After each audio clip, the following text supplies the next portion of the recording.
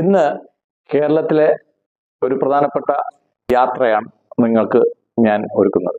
വിദ്യാരംഭത്തോടനുബന്ധിച്ച് അല്ലെങ്കിൽ നവരാത്രിയോടനുബന്ധിച്ച് പത്മനാഭപുരം കൊട്ടാരത്തിൽ, ഇന്നത്തെ കന്യാകുമാരിയിലെ പത്മനാഭപുരം കൊട്ടാരത്തിൽ സൂക്ഷിച്ചിരിക്കുന്ന തിരുവിതാംകൂർ മഹാരാജാവ് പൂജിച്ചിരുന്ന വിഗ്രഹം ശ്രീ പത്മനാഭസ്വാമി ക്ഷേത്രത്തിലേക്ക് നവരാത്രിക്ക് എഴുന്നള്ളിക്കുകയും വിവിധ പരിപാടികൾക്ക് ശേഷം, പൂജയ്ക്കും ആരാധനയ്ക്ക് ശേഷം, നവരാത്രിയുടെ അവസാനം കുറിച്ചുകൊണ്ട് ആ നവരാത്രി വിഗ്രഹങ്ങൾ എന്ന് പറയുമ്പോൾ അതിനകത്ത് ശ്രീ സരസ്വതി ദേവിയുടെ പ്രധാന വിഗ്രഹമുണ്ട്.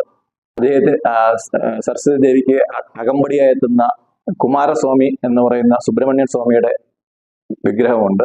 കൂടെ ഒരു പെൺകൂട്ടായിട്ട് കുണ്ടനിമങ്ക എന്ന് പറയുന്ന ശുചീന്ദ്രത്തിൽ നിന്നുള്ള ഒരു വിഗ്രഹം കൂടെയുണ്ട്.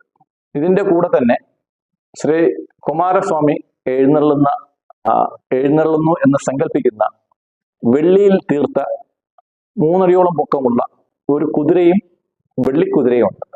അപ്പൊ ഈ 4 പ്രധാനപ്പെട്ട സാധനങ്ങളാണ്, പ്രധാനപ്പെട്ട മൂർത്തികളാണ് അവിടുന്ന് എഴുന്നള്ളുന്നത്. ശ്രീ സരസ്വതി ദേവി, കുണ്ടനിമങ്ക അല്ലെങ്കിൽ 300 ലങ്ക എന്നും പറയാറുണ്ട്, കുമാരസ്വാമി, അദ്ദേഹത്തിന്റെ വാഹനമായ വെള്ളിക്കുതിര.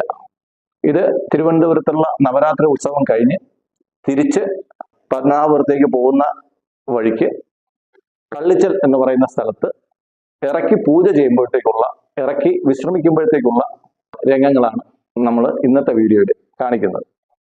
ദേവി ഇന്ന് വൈകുന്നേരത്തോടെ നെയ്യാറ്റിൻകര ക്രോസ് ചെയ്തിട്ട് നാളെ രാവിലെ പത്മനാഭപുരത്തേക്ക് ഈ വിഗ്രഹങ്ങൾ തിരിച്ചെത്തും.